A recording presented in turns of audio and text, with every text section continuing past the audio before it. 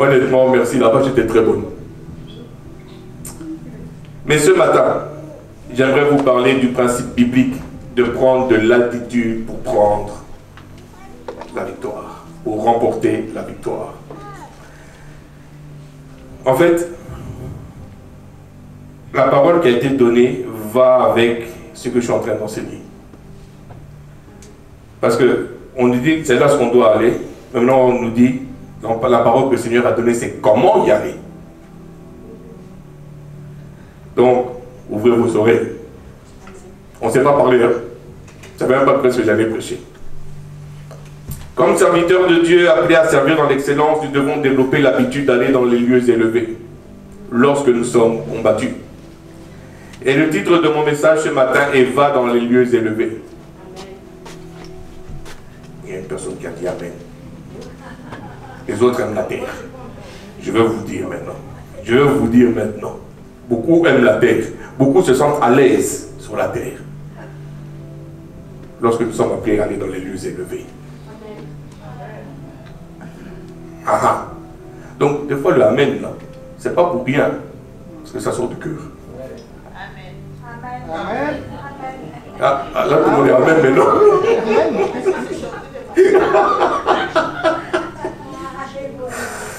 Mon but ce matin n'est pas là pour faire de vous des alpinistes, mais pour vous exhorter et enseigner à développer l'instinct de vous élever dans la foi. La prière et la communion avec Dieu pour triompher des combats de votre vie. La plupart d'entre nous, lorsque l'adversité nous frappe, on a cette fâcheuse idée, cette fâcheuse tendance à nous battre sur le terrain de l'adversaire. On est là, on bat, je suis pas là-bas. Tu vas me dire le contraire. On est tous là-bas dedans. Jusqu'au moment où le Seigneur nous donne les révélations. Sinon on se bat tous par terre. Sur le terrain de l'adversaire. On utilise les mêmes armes que l'adversaire. On le confronte sur son propre terrain. Tu m'as fait ça, je vais te faire pour moi aussi, tu vas le payer. Je veux t'ébouder, je veux t'ignorer, je veux me venger, je vais. C'est le terrain. Les mêmes armes que le malin utilise. Les mêmes armes que l'autre utilise, nous aussi on va les utiliser. Parce qu'on se sent à l'aise, parce qu'on n'est pas allé dans les lieux élevés, on est encore sur la terre. Et on utilise, on se bat sur le terrain de l'ennemi. Un peu de rancœur ici, un peu de jalousie là-bas, un peu d'amertume de l'autre côté, ça fait une bonne salade. Et beaucoup viennent dans la maison du Seigneur avec ça. Lèvent les mains et pensent que Dieu ne voit pas. On est encore là sur le terrain. Et quand on agit comme ça, bien-aimé, on est assuré de ne jamais remporter la victoire. Jamais. La Bible nous enseigne que lorsque nous sommes dans l'adversité, non seulement nous avons une armure spéciale qui a été faite pour nous, pour faire face à ça, mais on a un lieu où on doit transporter ce combat-là. On s'arrête, très souvent on s'arrête les armes du chrétien. N'est-ce pas? Bon, mais aussi un lieu où on doit ramener ça. Là où les armes sont efficaces. C'est sur ce territoire-là. C'est notre territoire. Et ce territoire, c'est les lieux élevés. Mais on ne veut pas aller dans les lieux élevés. On veut rester sur terre. Vous êtes avec moi? Vous voyez, ce principe nous est enseigné par la vie de l'aigle. L'aigle, qu'est-ce que l'aigle peut nous apprendre? Allons dans Job 12, 7 à 8. La parole nous dit, interroge les bêtes, elles t'instruiront. Les oiseaux du ciel, ils te l'apprendront. Parle à la terre, elle t'instruira. Et les poissons de la mer te le raconteront. Dans le Nouveau Testament, le Seigneur Jésus insiste dans l'observation des oiseaux. Allons dans Matthieu 6, 26. Regardez les oiseaux du ciel. Ils ne sèment. Continue. Ils ne sèment.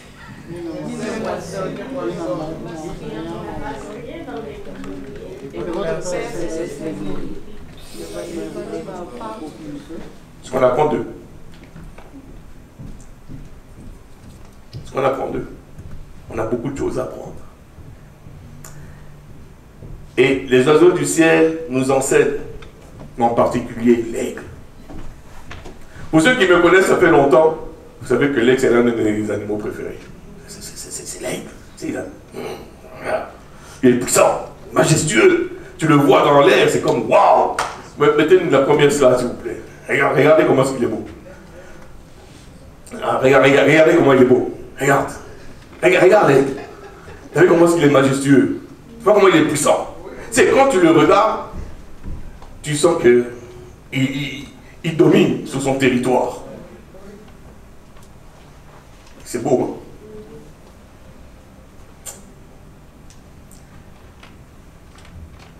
Vous savez, il peut avoir une envergure de 2,3 à 2,4 mètres. C'est là, on le voit. Il peut peser jusqu'à 6 kilos. Comment qu'il est puissant. C'est un des oiseaux volants, je précise volant, parce que l'autruche ne vole pas, mais c'est un oiseau. C'est pour ça que je dis volant. Parmi les plus grands et les plus puissants qui peut exister. Tellement, regardez comment il est beau. Pourtant, malgré la puissance de l'aigle, il y a un oiseau qui va l'attaquer. C'est le corbeau. Je veux mettre l'autre slide, s'il vous plaît. Le corbeau va attaquer l'aigle. Pendant que l'aigle va à ses occupations, relax, tranquille. Il est là, il regarde. Il voit mamie, il dit, oh mamie, salut mamie. Passe. Il y a un corbeau qui le voit et qui vient sur son dos et commence à le picorer. Commence à l'agacer. Il attaque. Tire les plus piquants dans le cou. Le corbeau est implacable. Il est acharné dans son combat contre l'aigle. Oui, quand il attaque l'aigle, il est sûr de gagner parce que l'aigle ne répond pas. Et il est là, juste là, il se pose dessus. Regardez, il est carrément posé sur le dos. L'aigle continue, lui. Il n'y a rien qui se passe. Le corbeau, lui, il est sûr qu'il va gagner. Continue. Mais l'aigle ne se défend pas. Il ne répond pas à l'attaque. Il reste calme. Il n'est pas déconcentré parce qu'il sait qu'il a un but. Et il doit rejoindre ce but-là. Peu importe l'attaque, peu importe la douleur qu'il reçoit, peu importe le coup de bec qu'il reçoit, il a un but. Et doit atteindre ce but. Vous me suivez? L'aigle n'a pas le temps de perdre ses forces pour des futilités. Il doit garder toutes ses forces pour arriver à son but. Il n'ignore pas les coups de bec qu'il reçoit. Il n'ignore pas la douleur. Il est conscient qu'il y a quelqu'un. Il est conscient qu'il y a un poids sur ses épaules, qu'il y a un poids sur son corps. Ça devient lourd. Il sent quand le pic ici par le corbeau. Il sent la malle. Il sent quand il y a une plume qui sort. Mais on a l'impression, quand on prend le regard comme ça, on a l'impression qu'il ne fait rien, n'est-ce pas? Mais pourtant, il fait quelque chose. Il le ramène sur son territoire. Il le ramène dans les lieux élevés. Il s'ajuste à son adversaire.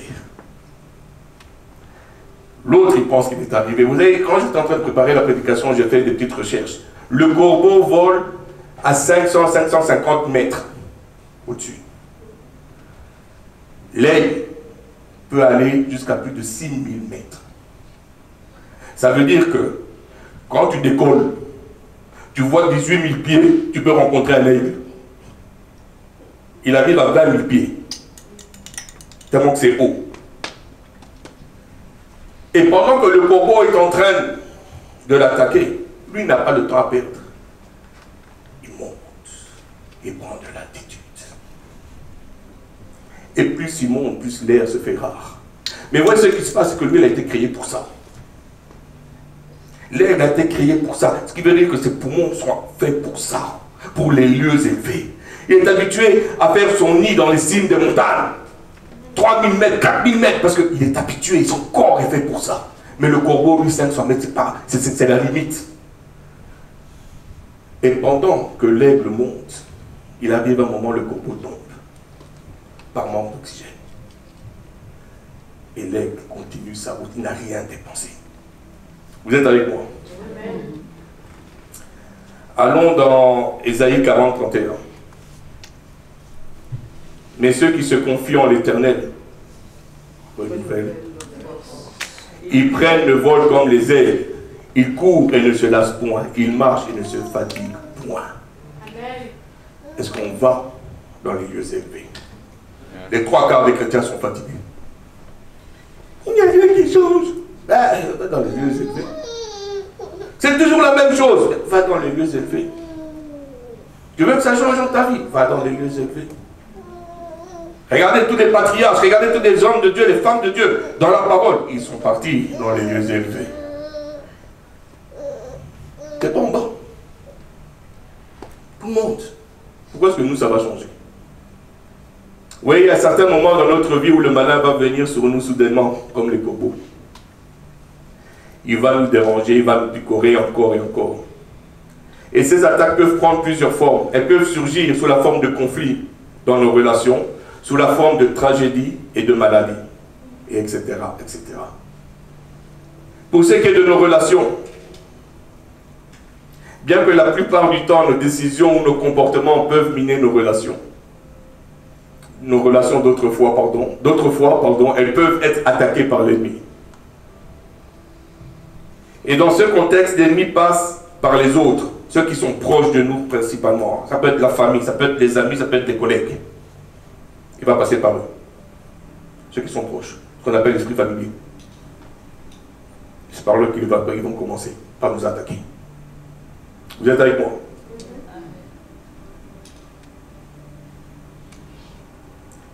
Cela va peut-être passer par des paroles qui sont prononcées, par les non-dits qui font encore plus mal que les paroles. Tu sens le poids du jugement et de la condamnation sur tes épaules. Et à ce moment précis, si la sagesse n'est pas au rendez-vous, la relation est brisée. Le malin vient de gagner. Parce que la Bible nous dit, tant que cela dépend de toi, sois en paix avec tout le monde. Et quand tu n'es pas en paix avec tout le monde, c'est que tu as raté le bateau. Parce que tu n'as pas fait ce que le Seigneur t'a demandé. Tu attends que l'autre soit en paix avec toi, mais est-ce que toi, tu es prêt à être en paix avec lui? Le Seigneur t'a dit, sois en paix avec tout le monde. Il n'a pas dit que l'autre soit en paix avec toi. Mais est-ce qu'on est prêt à faire ça?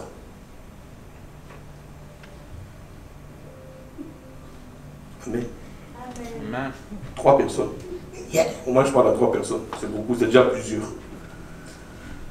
Il y a un S qui se vient là. Par moments, ce sont les circonstances de la vie, telles que les maladies, les tragédies, qui essaient de nous ralentir et de nous déconcentrer, afin de nous éloigner de notre but. Et très souvent, on utilise ça comme excuse pour ne pas faire ce que le Seigneur nous demande de faire.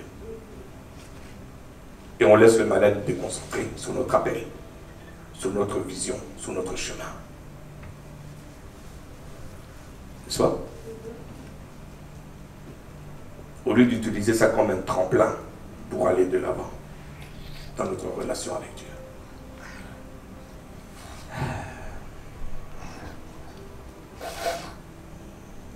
Je viens d'esquiver une pierre que mamie m'a lancée.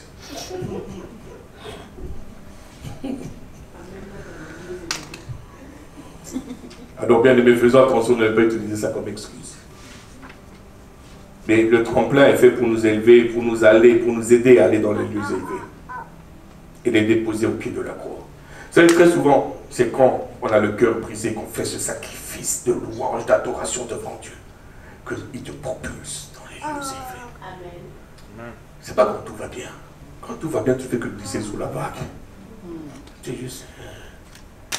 Mais quand tu passes par la tempête, et que ton regard reste sur la lumière de sa gloire, et que ça te brûle, et qu'il y a de l'huile qui sort de tes yeux, cette huile de guérison, tu dis, mon but, c'est de passer au-dessus de la tempête. Seigneur, aide-moi.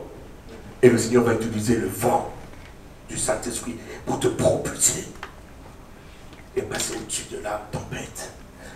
Et ça, il faut que tu passes par la tempête. Trop souvent, on veut rester dans la tempête. Ou alors on reste sur la terre pour éviter la tempête. Mais on n'est pas appelé à être sur la terre, on est appelé à être dans les lieux élevés. Amen. Matthieu 6, 33. Cherchez premièrement le royaume et la justice de Dieu, et toutes ces choses vous seront données par-dessus. Nos intérêts personnels ne nous sont pas indifférents, bien-aimés. On doit aussi également avoir de la sagesse.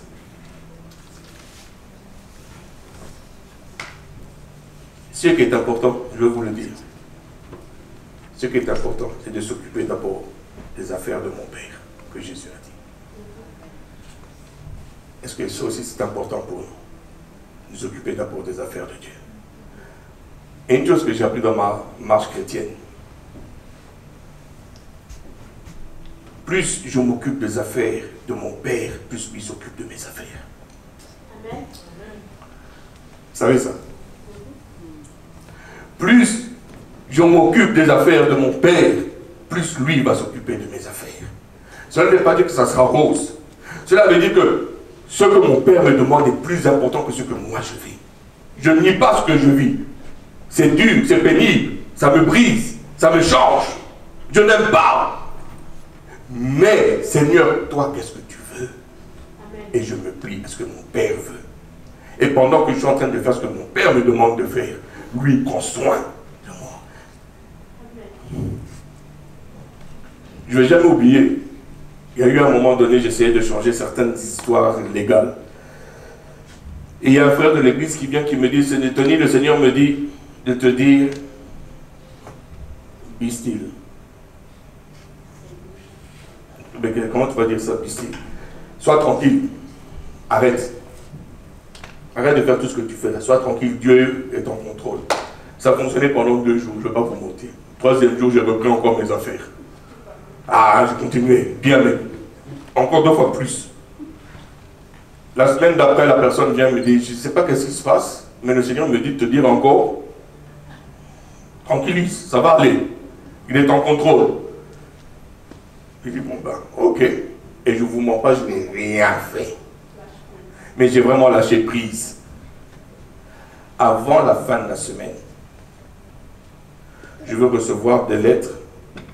Tous les documents étaient légalisés. Amen. Tout était revenu dans l'ordre. J'avais besoin de rien faire. Amen.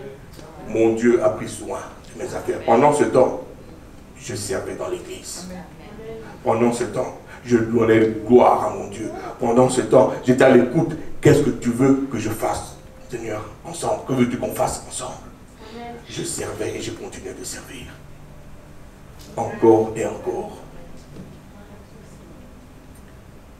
Alors, bien aimé, la façon dont tu vas faire face va déterminer ton attitude et ton avancement ou ta régression. Quand tu viens, c'est le truc ici qui me dérange, excusez-moi. Quand tu viens et que tu... Oui, désolé si mon poids n'est pas normal, mais c'est la corde. Parce que va tourner, regarde. Oui, mais non.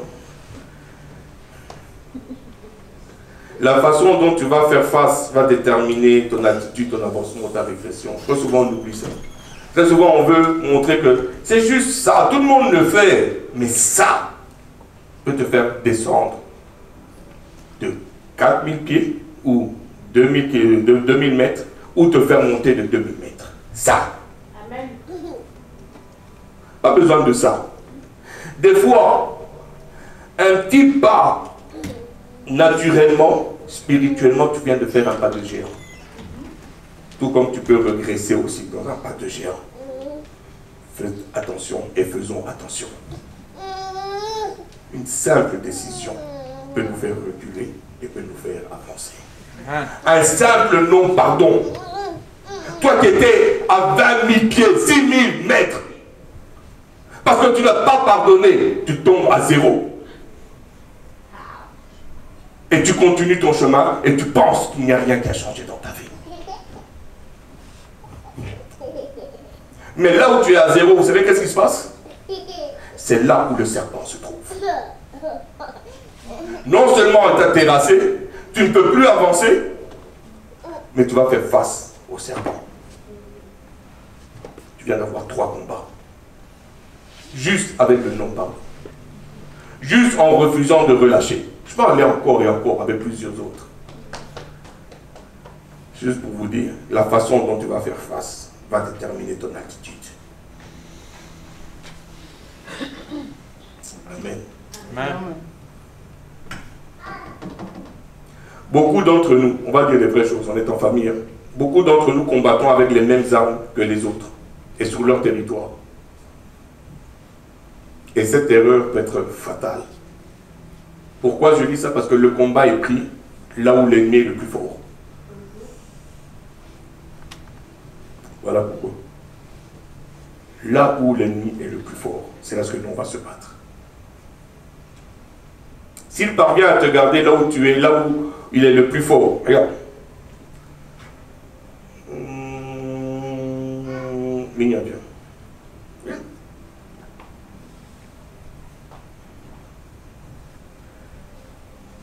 elle est là, elle est plus faible que moi, n'est-ce pas? Elle n'est pas aussi forte que moi.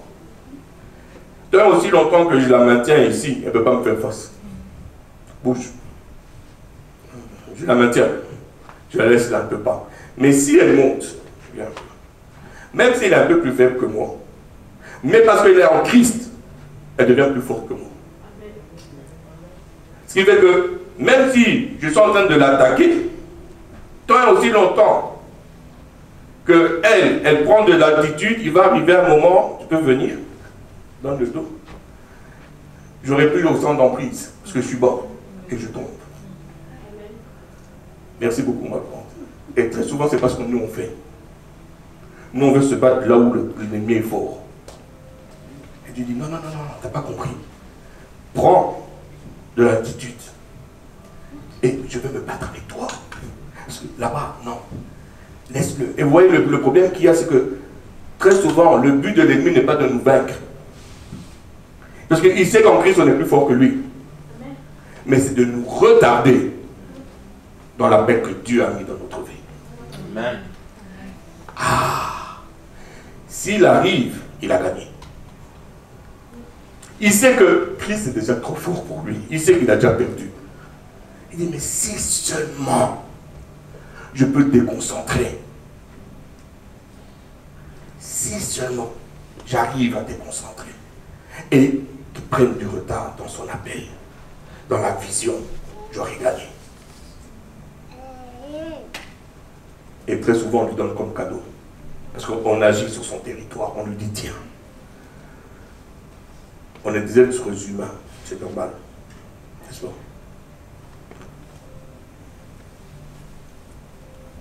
Non, c'est pas normal. Je suis assis dans les lieux élevés avec mon Père. Il m'a donné son esprit. Qu'est-ce que je fais sur la terre? Je suis appelé à être dans les lieux élevés. Amen. Amen. Alors aujourd'hui, bien-aimé, si tu te trouves dans cette situation, s'il y a des corbeaux autour de toi, si tu as l'impression que la vie est lourde et t'empêche d'avancer, apprends à reconnaître où sont les corbeaux. Et fais comme l'aigle, va dans les hauteurs. Prends ton envol. Agé 1, 7 à 8 nous dit, ainsi parle l'Éternel des armées, considérez attentivement vos voies, montez sur la montagne, apportez du bois, et bâtissez la maison, j'en aurai de la joie, et je serai glorifié, dit l'Éternel. Il nous parle encore d'aller dans les hauteurs. Encore une fois, le Seigneur nous dit, viens dans les hauteurs, c'est là où je suis. Qu'est-ce que tu fais en bas? Tu n'as pas été créé pour être en bas. Alors voilà comment nous allons en hauteur. Ce n'est plus dans de vaines paroles ou par des attitudes enfantines de bouderie, encore moins par les jugements, les condamnations envers les autres, comme eux le font à notre égard. Mais allons en hauteur sur notre territoire, car nous sommes appelés à être dans les lieux élevés. Le prophète Habakkuk 3,19 nous dit ceci. L'Éternel, le Seigneur est ma force. Il rend mes pieds semblables à ceux des biches. Et il me fait marcher sur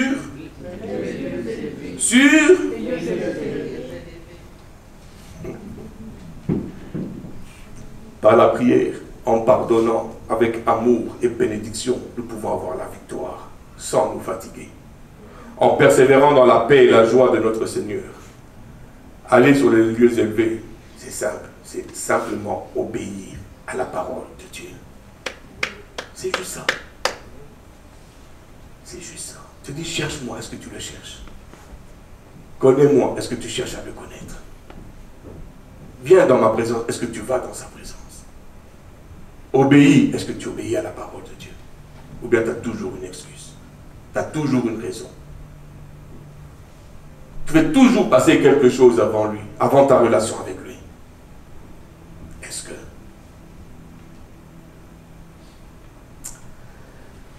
Ah, Seigneur Jésus-Christ. Maintenant, il y a un autre danger qui nous guette. C'est que dès que nous sommes appelés à être, on devient les corbeaux qui empêchent les autres de rentrer dans leur destinée. Ouais.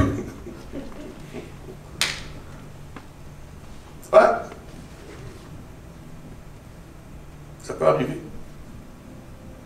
Tu es un aide. Mais ton comportement, ton attitude, tes émotions empêchent l'autre de rentrer dans sa destinée. Et tu deviens le corbeau. Tu commences à picorer celui que tu es supposé ramener en haut avec toi. On rigole, mais c'est une réalité.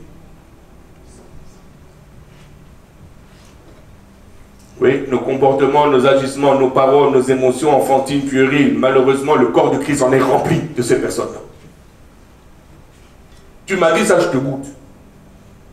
Tu as fait ça, je râle. J'aime pas ta face, je ne veux pas te dire bonjour. Pardonner, je ne peux pas pardonner. Mais Seigneur, oh, pardonne-moi, papa, pour les péchés que j'ai fait, mais moi, je ne peux pas pardonner les autres. Quand tu regardes ta vie, est-ce que tu n'es pas un corbeau pour la vie d'un de tes frères ou de tes soeurs? De ton mari, de ton enfant, de tes parents? Ou bien est-ce que tu l'aides? Tu les propulses vers le haut? Qu'est-ce que tu es? Regarde-toi, sonde ton cœur.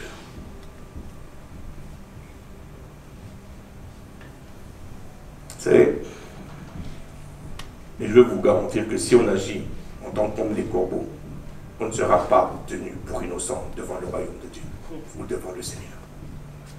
Parce qu'il nous a tout donné pour ne pas être des corbeaux. Il a payé le prix le plus fort pour qu'on ne soit pas des corbeaux.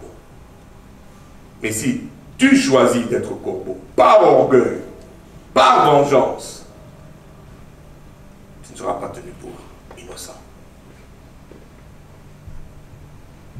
Que celui qui a des oreilles pour entendre, qu'il entende. Alors laissez-moi vous dire, bien aimés, que nous avons été créés pour les lieux élevés.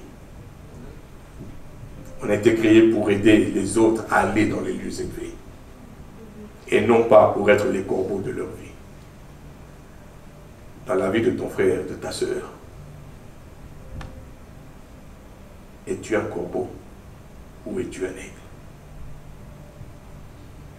Je vais terminer avec ça. À maintes reprises, je me suis battu sur le terrain de l'ennemi dans ma vie. Et à plusieurs reprises, il a gagné, parce qu'il a réussi à me ralentir sur mon chemin. Pendant plusieurs temps, il a réussi à me déconcentrer de la vision que le Seigneur m'avait donnée. Et soyez le compte que je savais ce qui se passait. Mais je ne mettais pas en pratique le principe que je viens d'enseigner. Je ne mettais pas en pratique.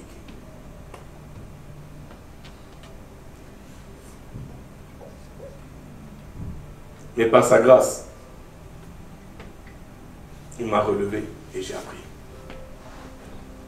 Par sa grâce, il a racheté le temps pour moi et m'a propulsé.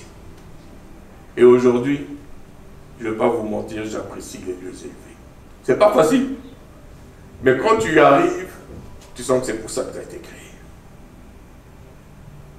Mais il va toujours mettre des gens sur mon chemin pour m'aider à aller dans les lieux élevés. J'ai vu dans ma marche plusieurs personnes ralentir sur leur chemin. Plusieurs, soudainement, ils ont eu la vision floue. Le but devenu flou. Et pourtant, ils écoutent des prédications. Ils mettent des louanges à la journée longue. Ils lisent la Bible. Ils ne grandissent pas et n'obéissent pas à Dieu.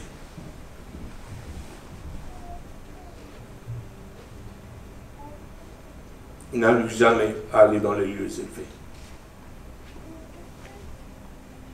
Et quand tu as le malheur de vouloir les exhorter, très souvent on nous a dit, non, nous on grandit.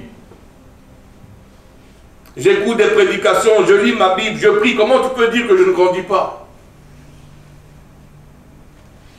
Et quand on dit ça, ce n'est pas pour mettre des gens par terre. Bien au contraire, c'est une exhortation qu'on donne. Pour dire que tu peux aller encore plus haut. Parce que tu es appelé à aller encore plus haut. 500 mètres n'est pas ta limite. Monte, tu es capable. Monte encore. Dis, tu peux voler encore plus haut. Mais tu dois obéir à la parole de Dieu. Voilà le secret pour aller dans les lieux élevés. Ce n'est jamais une condamnation, bien aimé. Mais on veut juste propulser. Mais quand ces paroles ne sont pas reçues, on a appris aussi à ne pas savoir, à ne pas insister. On prend du recul et la seule chose qu'on peut faire, c'est prier. Et vous voir aller.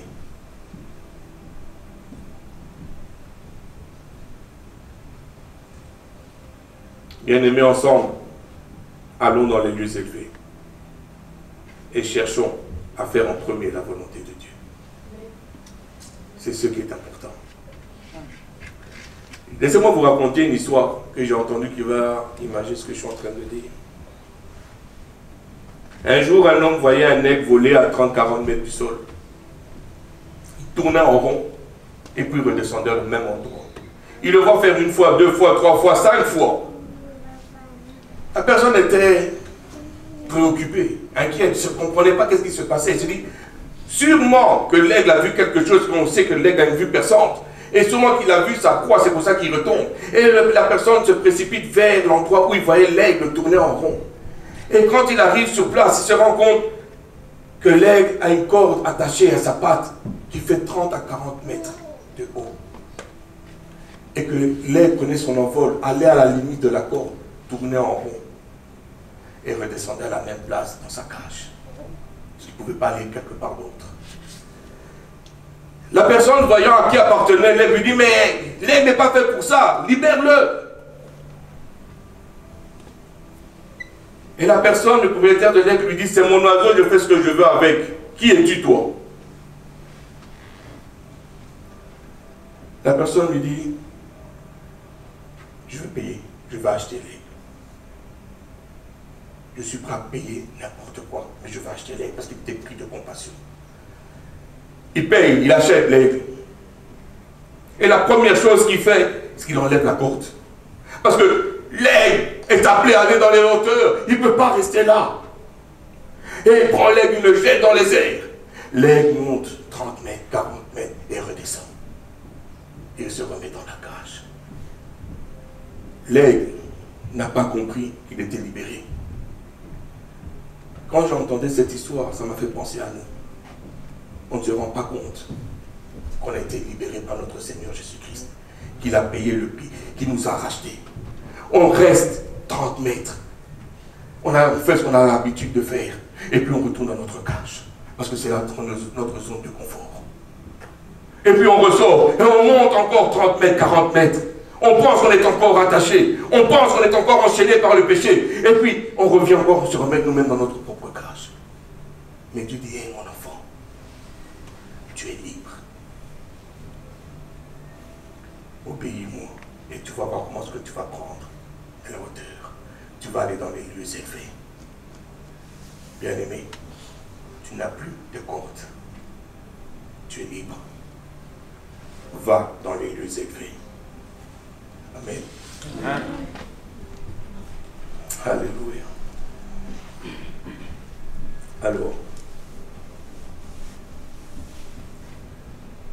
Prenons notre envol et allons dans l'endroit qui nous est réservé, c'est-à-dire les lieux élevés. Une chose est sûre, moi j'y serai. Et toi? Est-ce que je veux te trouver là-bas en haut? C'est la question que je vous pose. Que le Seigneur vous bénisse.